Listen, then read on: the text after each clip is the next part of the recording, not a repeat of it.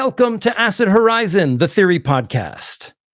What is it that you, listener, hope to do when you do philosophy? What is it that you hope to do when you create cinema, or write a piece of poetry, or make a piece of fine art?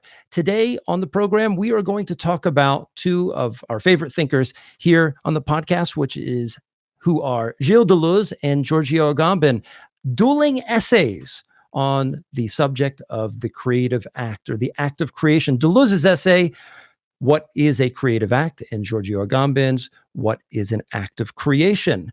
And our hope is that we're going to articulate the similarities, Agamben's respect and love for Deleuze in his response to Deleuze in this essay, and perhaps what Deleuze may have left untheorized, the concept of impotential that Agamben talks about in his particular essay, and perhaps what Deleuze's response might be to that. But first, we're going to break in to talking about Deleuze's essay, What is a Creative Act? And fortunately, some of the themes that we encounter at the very top of this essay run right up against some of the very things that we are talking about right now in our reading groups, in our Patreon reading groups, particularly What is Philosophy, Deleuze and Guattari's final book together. And right at the top of the essay, What is a Creative Act? Deleuze talks about the role of philosophy with respect to other disciplines like art, maybe even science. This is what we get in What is Philosophy? And he asserts that philosophy has its own content, and it's not required to think about or interpret the thinking of other disciplines. And he recognizes that when philosophy is deployed as the representative of these other creative endeavors, which have their own intrinsic modes of thought to them, not only does it do an injustice to those particular disciplines, but in a sense, it's a disparagement of philosophy itself, which Deleuze and Guattari assert is its own creative endeavor.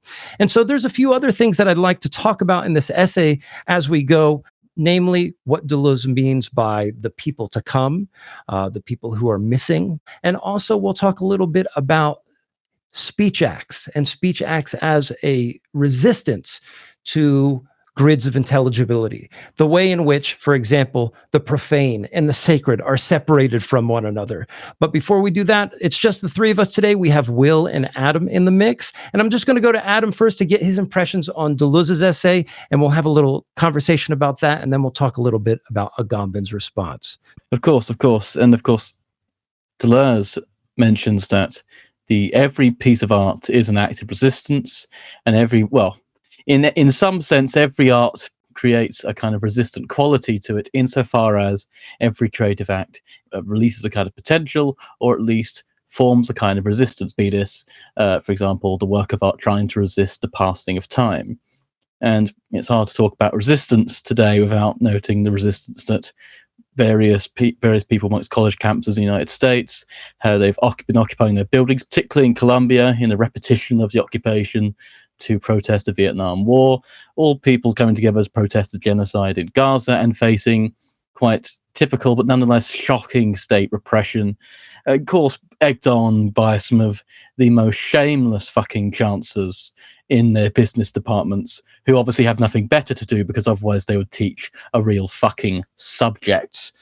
And of course, we can talk about this in terms of the way the media has been framing it, but the reason why the media is talking about it is because the mask has fallen off.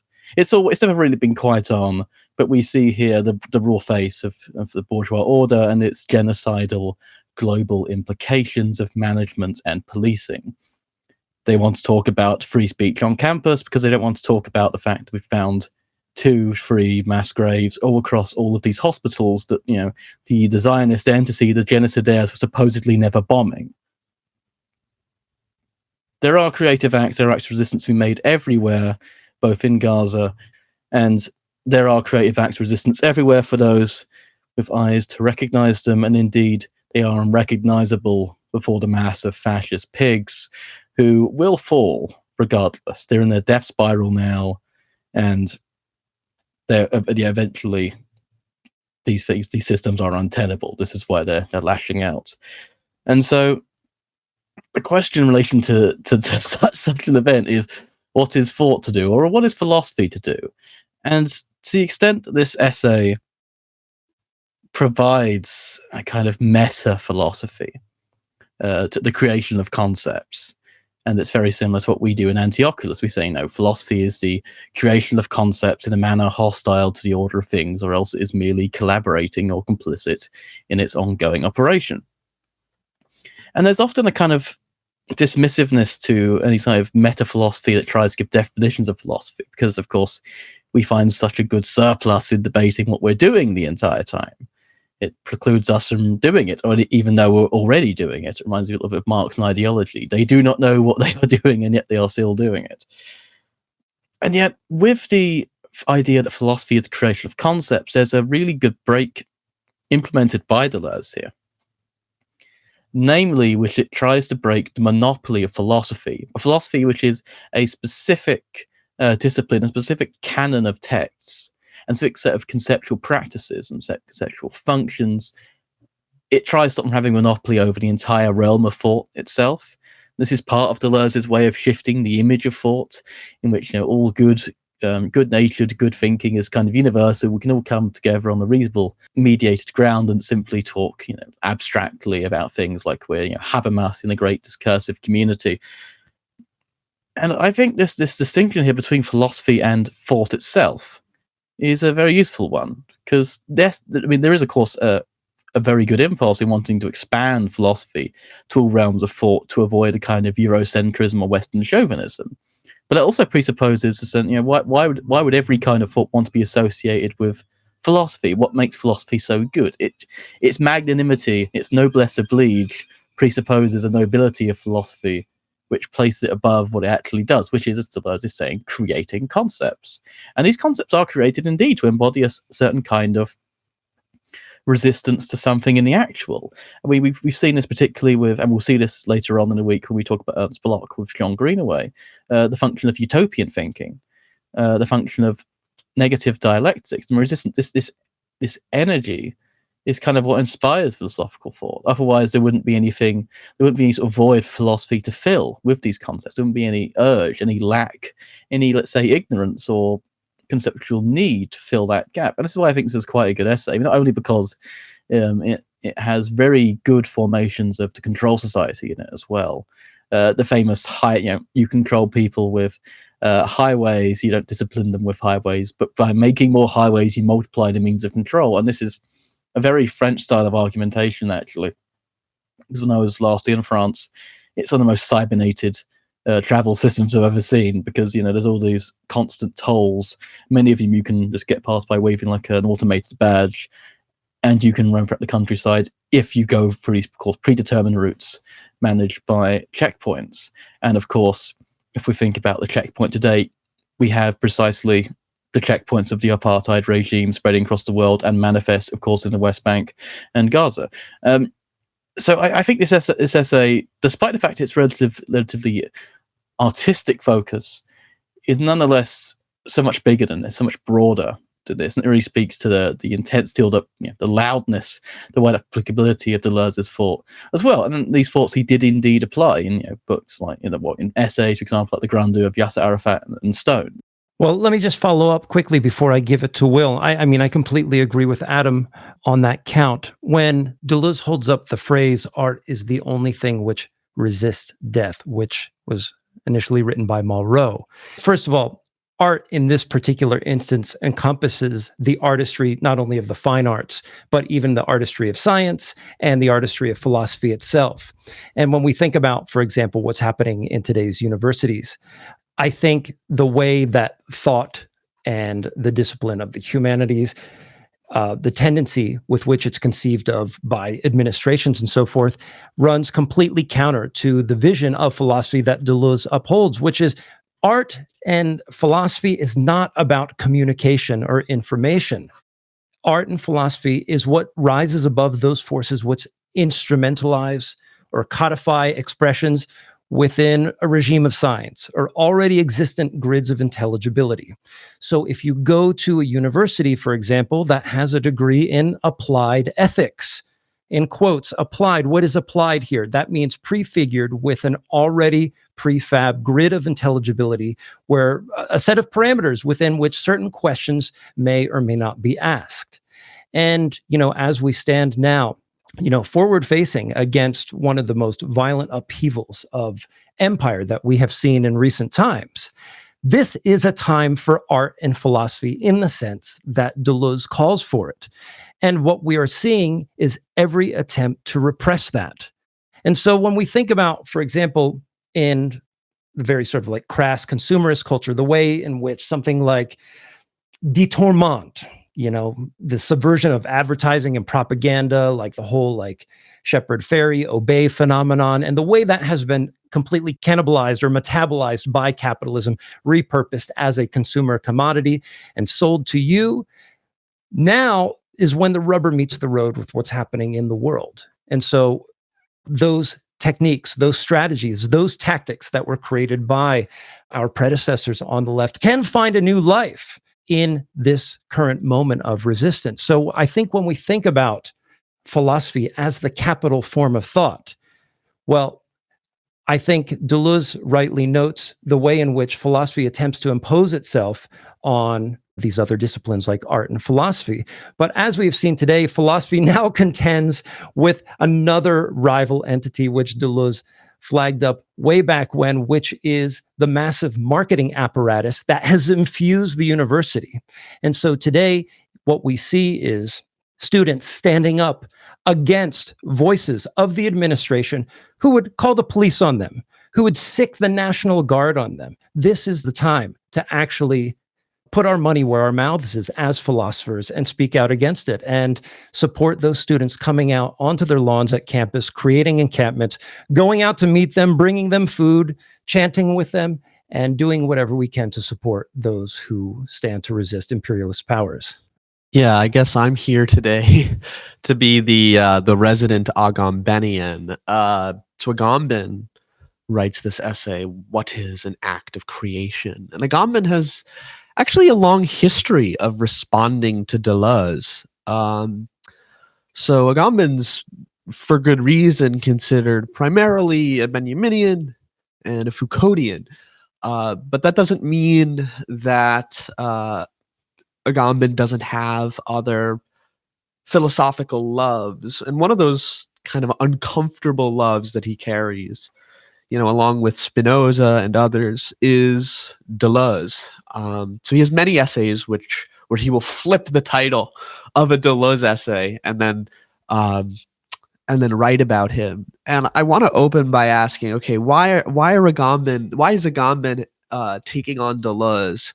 If Agamben wants to propose that he is kind of in this particular Sherman type, Blanchot type end of metaphysics philosophy, whereas Deleuze very earnestly proposes himself to be a metaphysician. And that's because I think for Agamben, there is an anarchy that sits kind of at the core of Deleuze's entire project, and he wants to uncover it by taking up the notions that Deleuze brings to the floor and displacing the metaphysical assumptions that make those notions possible and making them just concepts of resistance. And he opens this essay on what is an act of creation by saying that Deleuze talks about creation as an act of resistance. And he expounds by saying that Deleuze never actually defines resistance in this essay, nor sort of elsewhere. So what he's going to do is the Agamben thing. He's going to say, let's go back to Aristotle. What does it mean to create? And Agamben says he's rather uneasy with this notion of creation, which he thinks is all too common today. And he wants to take up a different term, poiesis, to produce. And he wants to show that there is a kind of strange ontology in the history of Western metaphysics of creation that he thinks is quite dangerous, that he thinks Deleuze through this notion of resistance, is actually starting to show a way out of.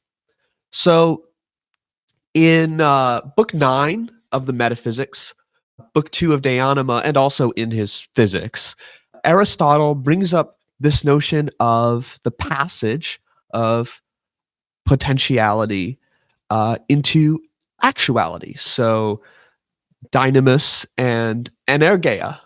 But Aristotle also has this kind of strange notion of eudaimonia, impotentiality. And what Deleuze is going to say is that this concept of potentiality is put in a strange position by the act of creation. Because in the artistic sort of act, there is this concept of inoperativity. And it's this idea that an act of poiesis does not produce a product that can then stand aside the human being as that which testifies to the way in which we understand production as a sort of standalone work, which is the notion of ergon, which he says does not simply mean work, but it's what defines an energeia, or the activity of being in act that is proper to human beings. So for him, politics and art aren't works. They name a dimension of human life, which is sort of material and immaterial, biological and social, and they deactivate all of these various apparatuses that are constitutive of capitalism as a sort of religion of debt and work. Now, why exactly does art uniquely sort of assuage us from, or take us away from the zone of production, if, as philosophers like Adorno will say, philosophy sits within a particular period in the history of production, even if it's just at the edge of it? Well, for Agamben, as for one of Craig's favorite philosophers, who I'm now just getting into, Maurice Blanchot, writes that in his essay, The Birth of Art, which is about another favorite philosopher of Craig's, Bataille, he says that art is that which is ceaselessly renewed but cannot be improved. It's not something that can be operationalized. It's not something that can be the object of refinement. And that's why when we look at the cave paintings of Lascaux, we're seduced precisely because it is art. And it is not art, right? It's the object of anthropology. We can destroy it by making it the object of anthropology. We can make it an object of art. We can make it a commodity. But art is the very process by which a human being's ethos, one of the very ways in which a human being's ethos cannot be turned into an energetics of labor power. It refuses that passage from potential to act. So art is the mastery of impotentiality.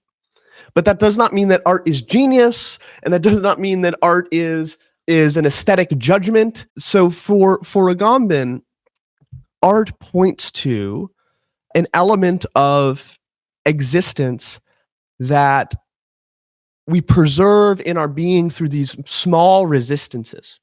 So for Agamben, within Deleuze, the notion of resistance is not just in the work itself that stands aside, that separates itself, that one encounters, right? The work of art. But in fact, the resistance is internal to this act of creation, because it is an expression of impotentiality. And therefore, what is at stake is nothing other than the happiness of the artist itself. What we find in the work of art and in the work of these anonymous people we call artists is the ethos of human inoperativity. So that's what Agamben is up to in his treatment of of Deleuze, right? It's more than just a critique of a politics of utility, but it's what makes a politics of utility possible. And he sees Deleuze as kind of displacing indirectly a metaphysics that has made the politics of human utility possible. And that's why for him Deleuze is so important. Maybe you can say one more sentence about what Agamben or you mean by Deleuze displacing. Yeah. So for Deleuze, there is never going to be a constitutive point for the human being. There's no constitutive point for any individual concept, right? There's no positive element that we can say, aha, this is the core of something's essence. So, one of the famous, I think, mistranslations is, when Deleuze and Guattari in the chapter on rhizomes, this like really complicated concept that we've covered in our reading groups, that we talk about endlessly here, this notion of the rhizome, the center is always decentered. But the actual French term that they use is destituted. It's destituted. So it's emptied out of its positive capacity. It no longer holds sway. It no longer carries an overcoding power that determines it, right? So this is going to make some people uncomfortable. It's going to make Marxists uncomfortable. It's going to make humanists uncomfortable. It's going to make conservatives uncomfortable, because what it's going to do is it's going to rip away the very positive content of the human being that is the basis of, let's say, arguments of ideology, of alienation. It's trying to go deeper than that. It remains communist by saying that one does not belong to the history of philosophy as an account of human labor. And art is one way through that. Art is the ethics against human labor, as the ethics against an understanding of the human as an agent of labor. It refuses that energetic history, that human beings are on planet Earth to do the work of the human, make the human, when in fact we can live otherwise. And what the artist does, I think, is show us alternative uses of the world. And for that reason, I think it sometimes makes us uncomfortable, or sometimes it leaves us in a state of, I don't know, euphoria.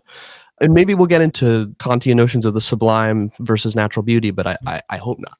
Well, I mean, I'm not quite a third critique Kantian. I mean, let's just clarify some stuff. So, insofar as what Agamben's trying to do is he's taking this point from Deleuze that the creative act is in the very least a formal sense in relation to the powers of creativity, involves resistance.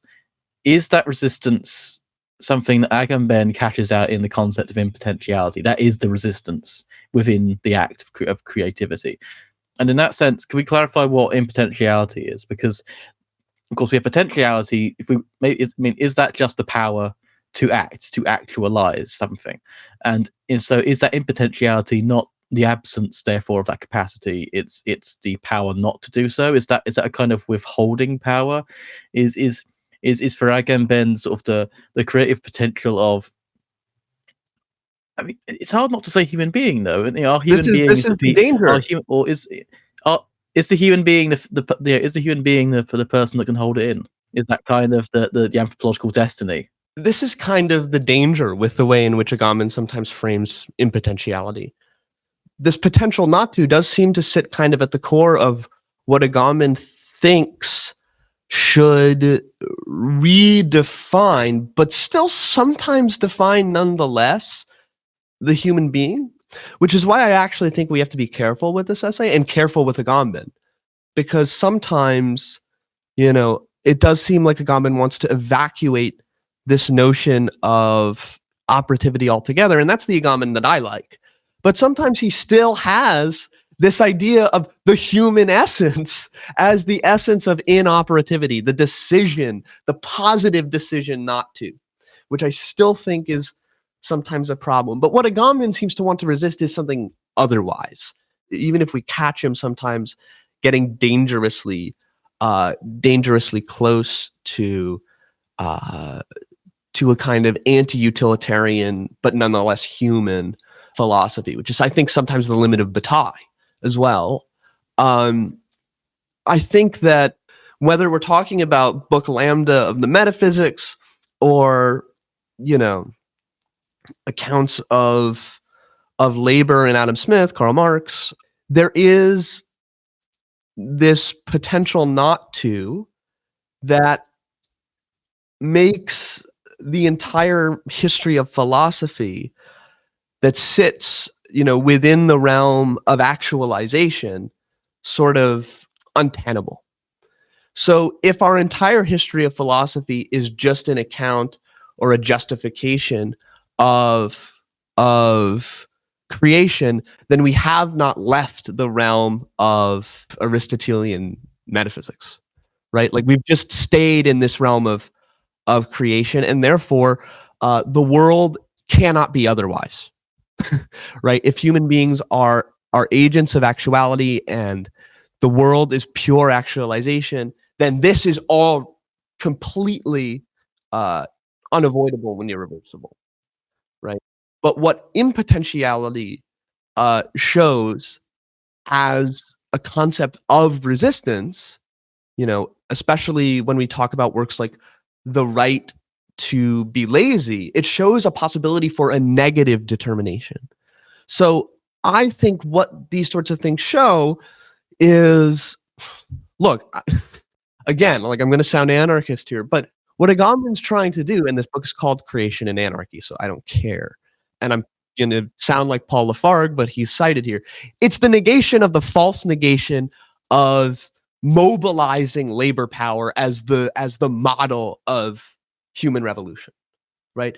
It is the danger of basing work production as the basis of the possibility of living otherwise. Because if living otherwise retains the human being as merely an agent of labor, then you're taking up capitalist metaphysics and hoping that, trust me, bro, this time it is different. And for Agamben, what he wants to do is show that these problems are far, far, far deeper than any given isolatable age, right? That's his critique of Foucault. That's his critique of Marx and Bataille. He wants to take it to the level of ontology. And let's just think of how certain movements in history that have tried to sort of play with this idea, right? In Germany, there was Do Nothing in the late 1970s and early 1980s. The Lie Flat movement, right? All of these various attempts at expressing an anarchic ontology through a particular ethos. Now, when Adam brings up, well, isn't this also still kind of giving a kind of anthropogenesis? Yeah, that's the danger. That's the danger in Agamben's critique of metaphysics, is that sometimes this just sounds like a modal ontology that still says, oh, but human beings, we can choose not to. It's like, well, great. That's fucking great. That sounds like a positive account of the human being. So what we have to do is try to go further, right? And that's what we're trying to do by taking up Deleuze here on incommunicability and resistance, and trying to short these notions. And that's why I think, like, Craig's work on Duchamp, or on her name is escaping me now, but she's like Marguerite Perret, right? Is I think one of the great agents of inoperativity, or the various protests done, like the Capitol crawl, or busing shutdowns achieved by ADAPT. These are all expressions of a diffusal of operativity, even encampments, right? Even just squatting in a space, which tries to show a world that is otherwise, that is not necessarily frozen, but breaks from productive flows, can show us other ways of using the world. And that's why I think artists like Duchamp are so important, right? And why also museums are so dangerous.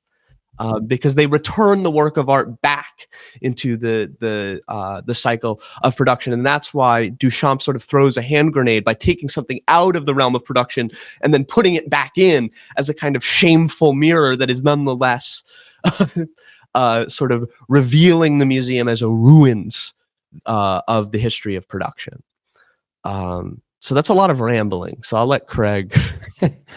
Well, there is one particular paragraph, and it's on page 26 of Creation and Anarchy, that I thought was a way to get some leverage on Agamben and maybe perhaps bring Deleuze back in as a counter critique, or maybe even shore up an argument for Agamben himself. And it actually made me think of an image that I used to attempt to clarify his notion of inoperativity. And so I'll read the line first. It says, since we are instead trying to define inoperativity in relation to potential and the act of creation, it goes without saying that we cannot think it as idleness or inertia. And here I think he has Paul Lafargue on his mind, but as a praxis or a potential of a special kind, which constitutively maintains itself in relationship with its own operativity.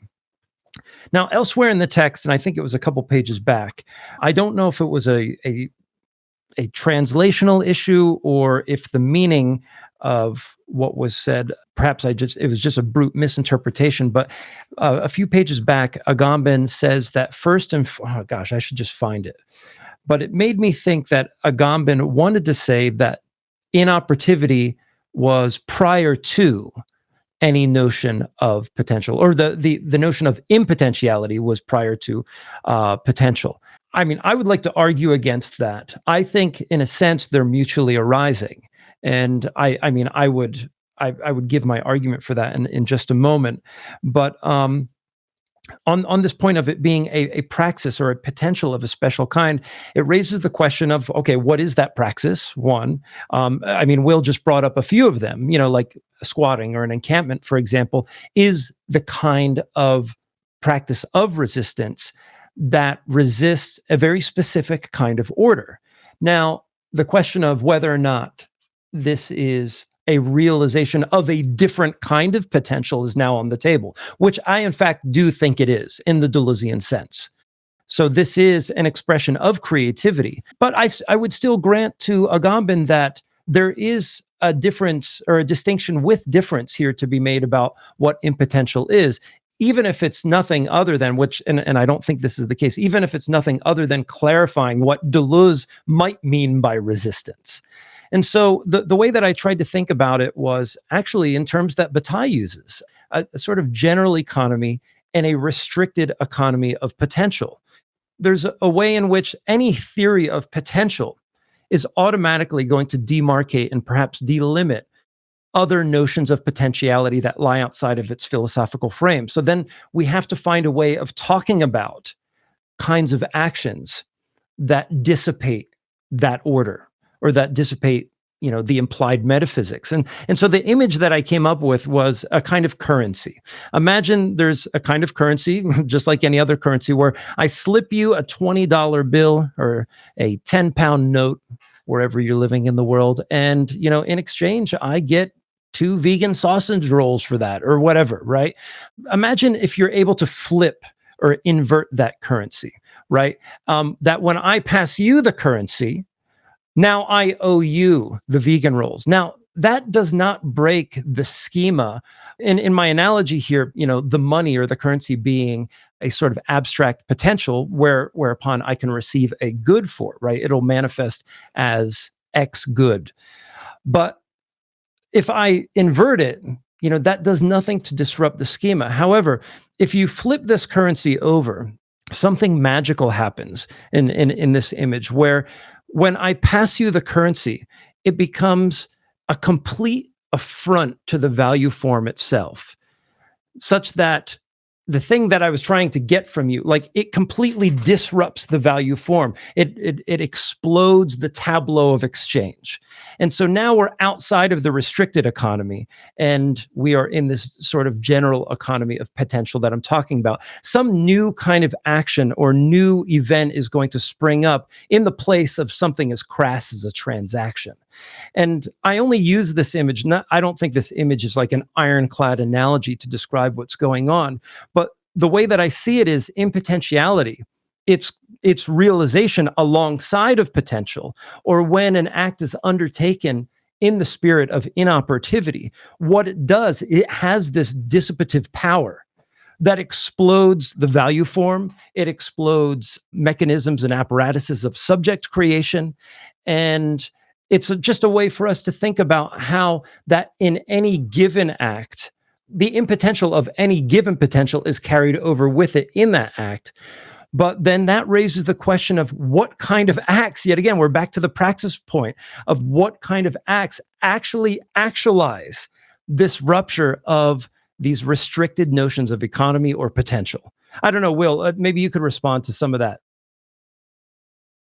Yeah, I mean, it comes down to the question of decision, right? What Agamben fundamentally wants to do is to thwart this notion of decision, and that's why for him form of life is so important, right?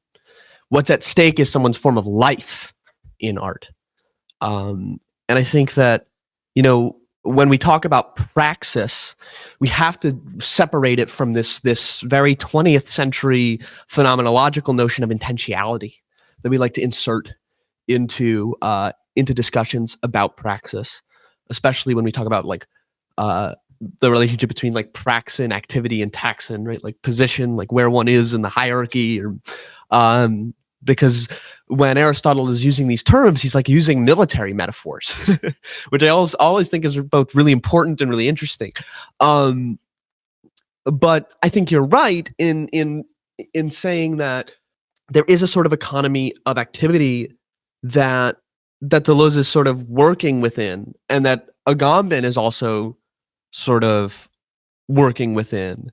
But when we say that it's an active expression, or that Agamben doesn't want us to think that it's just, as you said, a kind of idleness, a fetishization of idleness, right? Because idleness is still an act. It's a practice or a potential of a special kind. But I want to maybe take a look at Agamben's archaeology of the work of art that might answer this on page 13 of the same book. Can we just stop there for 1 second? Because I think that's the important point there. Like, so why is idleness maybe not, or not at all, in the place of potential of a special kind? Because I think in some instances it could be. But I think what Agamben is saying is we're not stopping here. There's no place in this involution of ontology that we're talking about here. It has to do with understanding where our notion of impotential or inoperativity stops, because the place where it stops runs the risk of bringing back a notion of labor power, at least of a concept that stands in opposition to labor power. And that's not what we want. It's always a movement or a trajectory that's moving beyond. Yeah, it's going beyond these things. And this is why I think when Agamben writes something like this, an artist or a poet is not someone who has the potential or faculty, I think faculty is an important word here too, to create, which one fine day, through an act of will or by obeying a divine injunction, the will is, in Western culture, the apparatus that permits us to attribute actions and techniques in possession to a subject. He or she decides, like the god of the theologians, to put to work, who knows how or why. And then let's skip forward.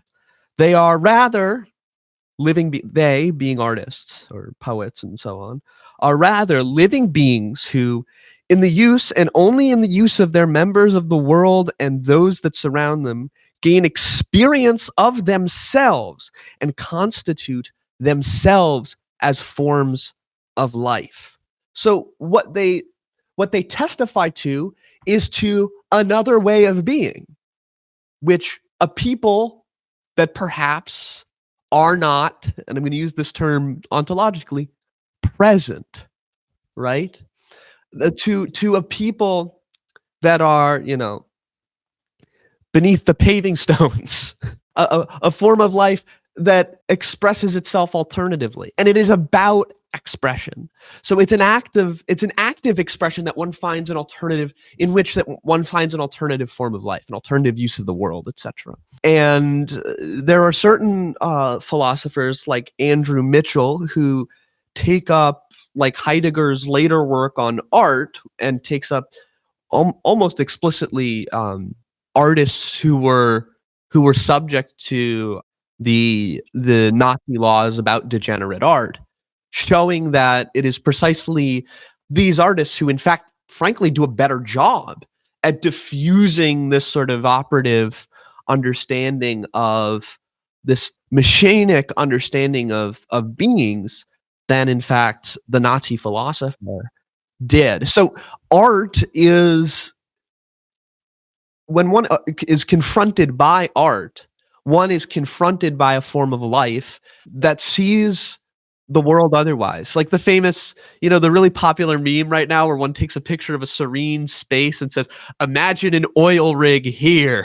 There's also instead it's kind of the opposite of that allows for sort of the refusal of any given necessary actualization of a human being. And it's the impotentiality that resides within this potentiality that I think Deleuze expresses and that I think Agamben is trying to get to. And I think both Deleuze and Agamben are like pretty solid critics of the notion of human beings as latent labor power. The concept of machinic subjection in A Thousand Plateaus, I think sort of the great anti-Althusserian Marxist position turned into a kind of philosophy of inoperativity, right? That says, no, hold on. You don't get far enough by saying like there is no subject of history. You don't get far enough by simply just doing violence to the subject. You have to go much further than that, because capitalism can do fine without the bourgeois subject. And of course, we can talk about these other, the violence to the subject that doesn't go far enough, like all of these forms of ecology and so on. It's about an expression of a form of life and not an actualization of a potentiality and material that creates content through a particular form. Like they're not doing aesthetics here. Like this isn't an Adornonian kind of account of the aesthetics of art. And that's why Agamben's account of Duchamp is so important and unique, because he's showing different consequences of Duchamp. So many critics, art critics and philosophers sort of leave the account of Duchamp at the level of, aesthetic taste or aesthetic judgment, right? Is this or is this not art? How do we determine what is art? Those are aesthetic judgments. But Duchamp is doing something far more, maybe Craig, you can elucidate a little bit on why sort of we think the ready-made and things like that are a helpful expression of that, or Adam, perhaps. We can get a clarification just quickly. So the active resistance, the expression of impotentiality, is that the artifact or the act of producing it, or both? Like, is it the art object? Is it the object produced, or is it the process of production? Or Neither. are the two placed into a unity?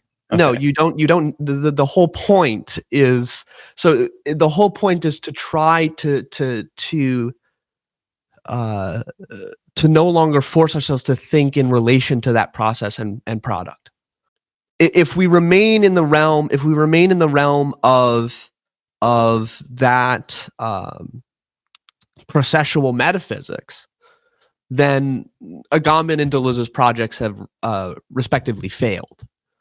So the whole point is to try to short circuit that metaphysics, and that's what Deleuze is doing in essays like Pure Immanence. That's what Deleuze is doing in his critique of machinic subjectivity or machinic subjection. That's what Deleuze is doing in his concept of line of flight, which comes from Ferdinand Delaney's, error line, strayings, right? Modes of existence that are not the perpetual actualization of particular potentialities, and therefore not recognizable within our sort of capitalist epistemic grid, right? Like what's knowable within capitalism is that we produce things, right? So if we stay within the realm of creator God, right, that the human being is this thing that creates things that stand beside it, then their project has failed. It's neither. It's neither of those things. I think maybe Craig has a different answer. It's not the process nor the artifact. It's the act itself. I mean, could we take like a contemporary example? Maybe say how, for example, what do things like Midjourney and the like do? They take the potentiality for recombination of millions of images and they smush them and roughly synthesize them together. And one doesn't need to have any creative aspect to it because it replaces creative with the generative. Is it to that extent? The creative act here would be essentially to either to do art in spite of it or to smash the fucking machines, which I'm all for. We should smash them all. Not the machines themselves aren't the fools, the people that fund and make them, and we all know who they are. In that sense, the creative act, okay, if it's neither artifact nor process, then the creative act essentially becomes, I guess, someone could answer the question, how do we recognize it? And I guess the response from Deleuze would be, if we're talking about recognizability, we're not quite on that plane yet, because it's not even on the plane of the cognizable. It's not being rendered intelligible in terms of the typical history of philosophy schemas. But there's an additional question which I think is very ambiguous when it comes to Agamben, which is he doing philosophy or history of philosophy? Because there's a challenge to be said there, because insofar as he says in this essay he's doing a creative sort of act of loving reading on Deleuze. The question is why is it just because of Aristotle's over-determining aspect on the history of Western philosophy, insofar as, for example, the dominant ontological theological categories were Aristotelian throughout the entirety of European history by influence of the Catholic Church? Is that why Aristotle's shadow lingers so much? I mean, it does linger, of course, in Marx through Bauer and Hegel, but there's a question of what the project is, or is that the creative act itself? And I think that's what makes philosophers like Foucault and Agamben so frustrating, right? Is like, give me a positive piece of content. Or Stirner, right? Give me something to hang my hat on so I can be comfortable with my existence. I've read 2 essays called "What is a Creative Act," and I still don't know what. That's the right. That's the whole. That's what sort of the whole point is, right? So like maybe the answer then is like, Deleuze throws up this notion, and I think both of you are going to be able to answer it far more effectively than I can, which is like, we talk about this extension of information, right? Which is what the potentiality of the event, which turns into articulability, which then becomes an informing discursive artifact, which then determines decisions, right? That's information. Right? That's a very complicated way of saying information is something that informs us, but also commands us. So when Deleuze says, counter information is only helpful when it becomes an act of resistance, when we put up information that is counter, whether that's a counter memory, a counter history, whatever, it's only helpful as an act of resistance. Perhaps we can now say, like, what does that mean? And I think that in that answer, that might help us with what Agamben is trying to do here. Rather than saying, oh, is Agamben doing a history of philosophy or is Agamben doing philosophy? It's, in fact, more like a negation, again, of the false negation. It's a counter memory. It's a counter history of philosophy.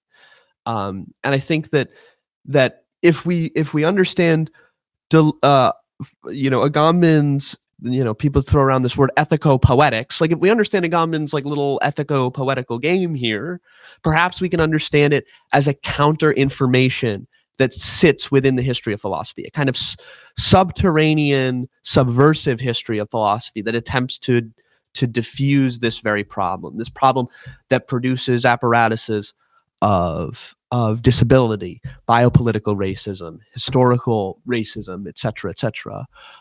I think that if we can get to the core of counter information, that might actually tell us what this essay is. I mean, yeah, just in terms of the problematic of information. I mean, it's always such a the first time encountering this idea from Deleuze, and of course Guattarian as well, that language and philosophy are not primarily about communication, or at least not in the sense that they don't simply merely inform you of a range of possible things to take up for your intellectual pleasure. They're telling you. They are literally informing. They are forming an identity or a certain kind of practices such that if you want to follow this line, you have to do this. When I say I'm frustrated about not knowing what a creative act is, and that is in the sense doing what philosophers ask you to do is say, I've read this because I want to know what X is. By which I mean I want you to tell me, such that you basically have to convince me by some kinds of essentially rhetorical logical force to say that whenever I see that thing that your essay I believe is about, I then have to act accordingly, according to the coordinates, intellectual, philosophical, essential, that you have laid out in your essay, in a sense. So, okay, your job as a philosopher is to tell me, inform me, and tell me what to do when I see the thing you're philosophizing about and act accordingly, and then tell me how to write about it. Which is it is a commanding aspect. You read Hegel, basically, tell me what the fuck a dialectic is. Just tell me what a dialectic is. Cool. Especially with analytic philosophy as well. So that's why they love definitions. It's like, tell me what X is. Command me that this definition is true. Or at least give it to me such that it's now an object that I have to place into a discourse of others because I've already accepted the methodological presuppositions of what doing philosophy is. And counter information, I mean, it's interesting. It's not a non-information. Counter information would be counter command, which may not itself be a command. But this is where we can get into these Benjaminian aspects of the tradition of the oppressed, the knowledge that is suppressed in the hegemonic tendencies. And I can't help but think of the poetry of someone like Refat Al-Ariyah with this. If I die, let it be a tale, or the phrases that insofar as one of the paradigmatic examples of resistance that Deleuze gives, and whilst every creative act is an act of resistance, doesn't necessarily mean every resistance is therefore a creative or artistic act. But I think in this case, it's very interesting to highlight the fact that that they murdered him explicitly, they assassinated him. They destroyed every fucking university and every library throughout. I mean, there's currently pogroms at West Bank, which books are being burned as well. They hate the written word because it does actually resist the immediacies of bodily death. It absolutely does. I mean, this is why I can't remember who said the phrase. So we're not. I think it's Palestinian. I think it was a PLO writer saying, we're not dead. You're dead because you're the fuckers going along with this. It was that poet. And of course, you have that poem as well by Rafif Ziada. We teach life. We're not teaching death here, because we are the marginalized life. It's the precondition of the entire world system, and we're not moving. This is why resistance is always elementarily resistance to movement, and it's also why in Anti-Oculus we speak so much about standing still, or not being idle. Is it's also being described as going through the motions. You're still moving in a sense. Whereas standing still, I mean, I've been to some occupations, I've been to stuff kicked off, and there's nothing that the police get some shit scared of people standing still. We saw this with the enclosures, encampments over in the States. We've seen it in every occupation. I think there's currently one going at UCL, so people want to get support those guys. They're shit scared of you not moving, of you staying put, because it's that friction of the move through the system, which is kind of the surplus which they can extract, be it as data these days, or as you have to, you get firstly moving throughout the circus. You've got to buy some water. You have to buy this. You have to buy that, or you're occupying something which is more valuable if you weren't occupying it. And so, to that extent, the elementary components of resistance to movement, be that temporal or spatial, I mean, as I said, a strong political applications here. Yeah, just to maybe build off of Adam's comment and going back to the phrase, art is the only thing which resists death, I would like to put an addendum on that statement. Death by what? Well, death by epistemology, for one thing, because I think one of the ways that Deleuze in particular views the creative act. And what I think is an upshot of engaging Deleuze on this particular point is the way in which art allows us to break out of particular epistemological coordinates.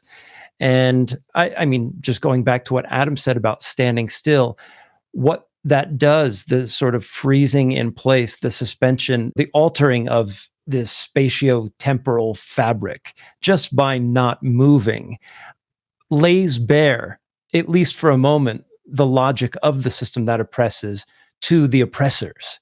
They are forced to move an inert body or an inert mass of bodies in the name of state power, in the name of state oppression.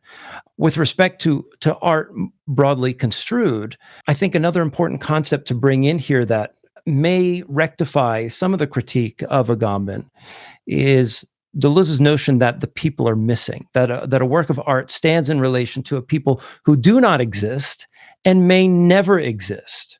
And once again, this is also an epistemological problem, because when we create art for a particular existing person, for ourselves, for the market, or what have you, we are creating for an already existing set of points of intelligibility. And the artistic process is not one of sort of completing the map of that grid of intelligibility, as it were.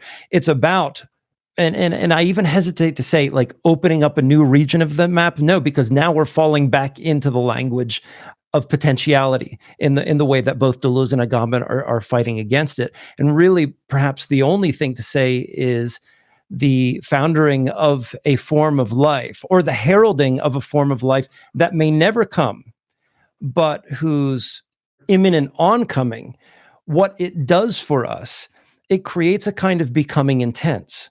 And so just going back to what Will said, when we use philosophy or ontology as a way to sort of hang our hat upon a certain and familiar set of coordinates, what we are doing is we are denying that other intrinsic tendency to life itself, which is to appear beyond that. And when I say that, I mean to appear beyond that which has been delimited by metaphysics, to have our experience, to have our life within a realm where it cannot be appropriated. I think that's kind of like an important convergence, I think, between the notion of a potential of a specific kind for Agamben and praxis, and then on Deleuze's side, this notion of a people to come, that there is something about, I mean, to use the language of Agamben again, and this is a paradox, to effectuate our impotential, or to realize our impotentiality, or to act in a way that defies delimited notions of potential, means what? I think that that's kind of absolutely what the upshot is here, and why it remains like so necessarily murky, right? Because what's at stake here is everything from all the way from what exactly is artificial intelligence, all the way back to Gattungswesen, right? Like in this one problematic, the entire gamut of philosophical problematics are put at stake. And that's why I think, this question of potency, and I think sometimes even more important and more pertinent right now, realizability is increasingly becoming, the fundamental question of the politics to come. How do we forge a politics that frees itself from the demand of human efficaciousness? Because the entire disastrous history that is human civilization is precisely that its organizing principle is the human being as possessing an office of activity, as being a being with definable characteristics of utility and use that set it aside, right? What, for not to always bring it back to Aristotle, but what precisely is it that makes Aristotle's natural argument for natural slavery work? Practical reason. The slave for Aristotle doesn't possess it, and therefore it's okay because he doesn't have the activity of the human. So fuck him. And the one thing that we didn't mention, which I think is certainly worth mentioning here, because both Deleuze and Agamben bring him up, is Kafka and Kafka's stories. And I'm thinking in particular the short stories, things like Before the Law, The Imperial Message, where in the setting of the story, what we have is the setting up of, I guess you would say, it's like its own little metaphysical snow globe, where you have a notion of absolute infinitized law, or the injunction to communicate in a servile manner to a leader by carrying them a message, but to a place that's always either so far away or just out of reach as to not be able to deliver the message. And this then highlights, the other contour, the reverse, or the underside of the story, which Agamben notes, is that these protagonists then have this absolute incapacity to fulfill these duties. So in the case of Before the Law, for example, what do we have? We have law as it's understood in its, ontologized, fully metaphysical sense, in its transcendent sense. What do we have in the case of The Imperial Message? Somebody who is absolutely obliged to engage in an act of communication and nothing else, only held back by every obstacle that is imposed upon him, in virtue of the city or the town or the principality in which he or she has to navigate to find this person to whom to deliver the message. And I think what Kafka really gets at there is that each one of the protagonists, despite the sort of absolute nature of the sort of transcendent firmament that they are expected to surpass, are themselves just regular guys. They're just regular human beings who are expected to fulfill the ultimate task of becoming human, doing their duty. And I think that image as a sort of vignette, as the sort of negativized image of what not to do and what not to be in both the Deleuzean and Agambenian sense, is very important meditation on operativity here. And I think that for that reason, like, what makes philosophy so dangerous is that it can establish a kind of autarky, or a kind of becoming worthy of humanity that operates indirectly through epistemology, through histories of labor, through particular metaphysics or energetics of humanity, through specific accounts of what's called anthropogenesis, or like the genesis of the anthropos, the human being. And I think when it comes to questions of species being, we have to start to talk about it as a question of like species membership that is always at stake. And the circumscription of that based on either an act, in essence, a characteristic, stable or otherwise. Zones of exception are always mobile, right? They change throughout history. They don't actually have like a transcendental nomos. The only thing that's transcendental is the problematic itself, it seems, almost. Transcendental historically, not transcendental in the Kantian sense. So I think that what these two essays do is they show us that there's like these strange series of acts that short circuit all of these things. And for some of us, that'll make us uncomfortable. That's why art is fucking hated by conservatives. That's why, it was so important for the early stages of the Third Reich to banish what it called degenerate art. And that's why, we see state funding, whether one is a liberal or a conservative, for, students dissipate as these forms of existence that don't immediately fit into particular epistemic categories produced by our dominant mode of production, they're just going away. Fred Moten talks about this in the beginning of The Undercommons, right? But we're seeing this now take place sort of very materially at the university level today. And I think that, I don't want to sound institutionalist. That's not what I'm trying to say. I'm not trying to save the university. The university is not worth saving at all. It is part of the problem, part and parcel to the problem, as is, the museum, the gallery, etc. But that activity of the production of counter knowledges, of counter memories, of counter images, etc., has to be something that's liberated from the university. It's becoming clear that these activities, we need to find a way to place it outside of the schema of power knowledge and the relationship between the university and clearly the fucking police, right? So I think that we started with just a silly question about qu'est-ce que c'est cinema, right? Or like, what is an act of creation? And ended with, holy fuck, the problem is insurgency.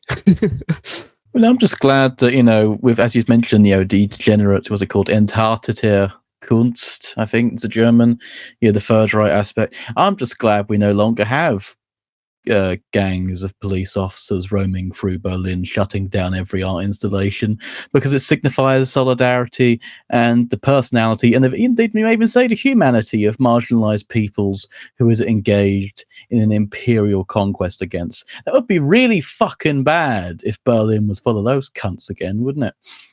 Oh well, luckily, it's all fine apparently. How is the art scene in Berlin going? Do they still have an art scene? I think they're kind of scared of having one.